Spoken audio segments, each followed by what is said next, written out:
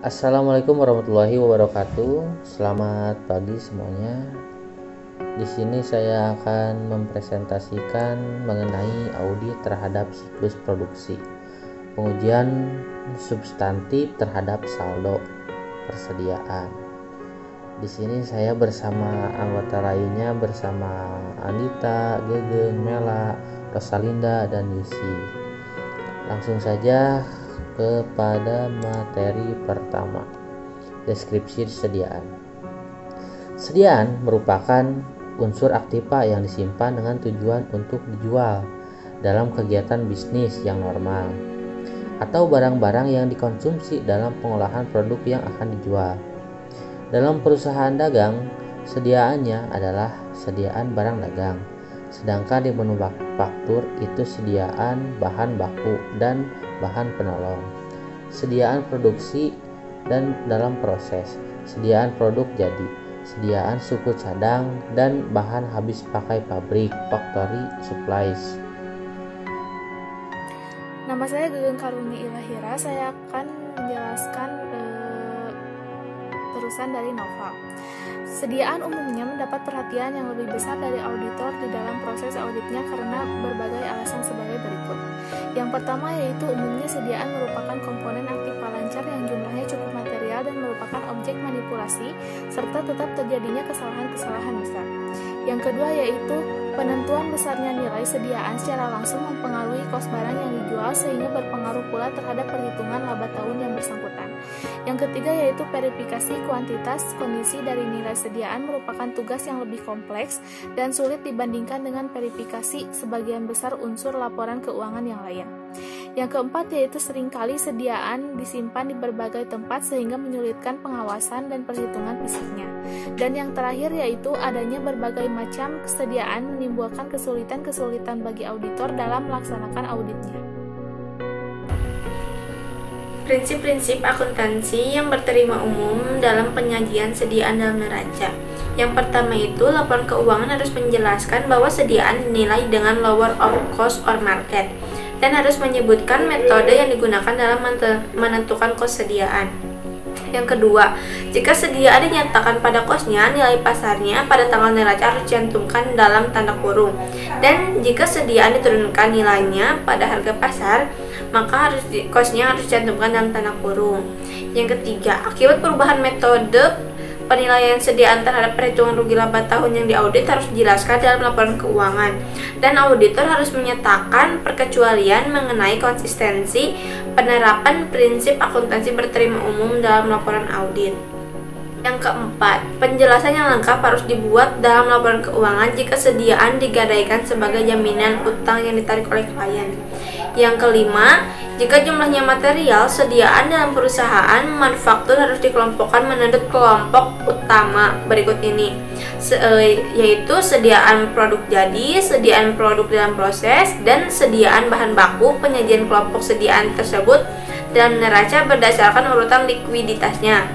Yang keenam, penyajian pembelian harus dijelaskan dalam laporan keuangan jika jumlahnya material atau bersifat luar biasa. Yang ketujuh, cadangan untuk menghadapi kemungkinan turunnya harga sediaan setelah tanggal neraca harus dibentuk dengan menyisihkan sebagian laba yang ditahan.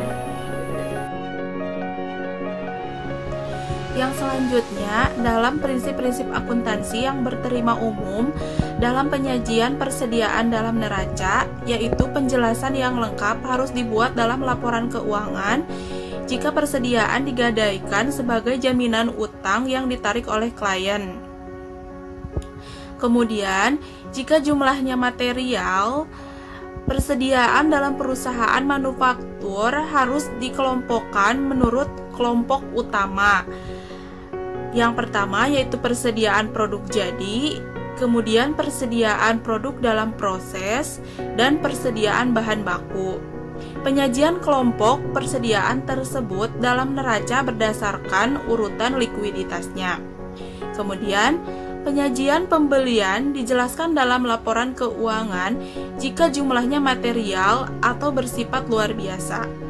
Kemudian yang terakhir, cadangan untuk menghadapi kemungkinan turunnya harga persediaan setelah tanggal neraca harus dibentuk dengan menyisihkan sebagian laba yang ditahankan. Poin yang selanjutnya adalah tujuan pengujian substantif terhadap persediaan. Poin yang pertama, tujuannya adalah untuk memperoleh keyakinan tentang keadaan catatan akuntansi yang bersangkutan dengan persediaan. Yang kedua, untuk membuktikan asersi keberadaan sediaan yang dicantumkan di neraca dan kejadian transaksi yang berkaitan dengan persediaan. Yang ketiga adalah membuktikan asersi kelengkapan transaksi yang berkaitan dengan sediaan yang dicatat dalam catatan akuntansi dan kelengkapan saldo persediaan yang disajikan di neraca. Yang keempat adalah untuk membuktikan asersi hak kepemilikan klien atas sediaan yang dicantumkan di neraca. Yang kelima adalah membuktikan asersi sediaan yang dicantumkan di neraca. Yang keenam adalah untuk membuktikan asersi penyajian dan pengungkapan persediaan yang terdapat di neraca. Nah, untuk mencapai tujuan yang sudah saya sebutkan tadi, maka ada beberapa program substantif yang harus dijalankan. Yang pertama adalah prosedur audit awal. Nah, di prosedur audit awal ini dilakukan atas saldo akun sediaan yang akan diuji lebih lanjut. Dengan cara yang pertama, usut saldo sediaan yang tercantum di neraca ke saldo akun persediaan yang bersangkutan di buku besar. Nah, yang kedua, hitung kembali saldo akun yang terdapat di buku besar tersebut. Yang ketiga adalah lakukan review terhadap mutasi luar biasa dalam jumlah dan sumber posting dalam akun. Nah, prosedur yang kedua adalah prosedur analitik. Nah, di prosedur analitik ini ada beberapa rasio yang perlu dihitung. Yang pertama adalah tingkat perputaran persediaan. Yang kedua, rasio laba bersih dengan sediaan. Yang ketiga, rasio sediaan dengan volume penjualan yang diharapkan.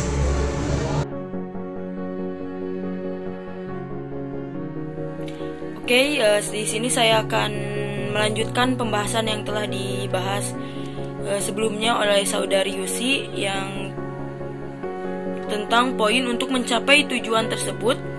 Dirancang pengujian substantif yang digolongkan ke dalam 5 kelompok. Yang pertama, prosedur audit awal, yang kedua, prosedur analitik, dan yang ketiga adalah pengujian terhadap transaksi rinci, yang dimana auditor melakukan pengujian substantif transaksi rinci yang mendebit dan mengkredit akun sediaan dan pengujian pisah batas yang digunakan untuk mencatat transaksi dengan akun tersebut.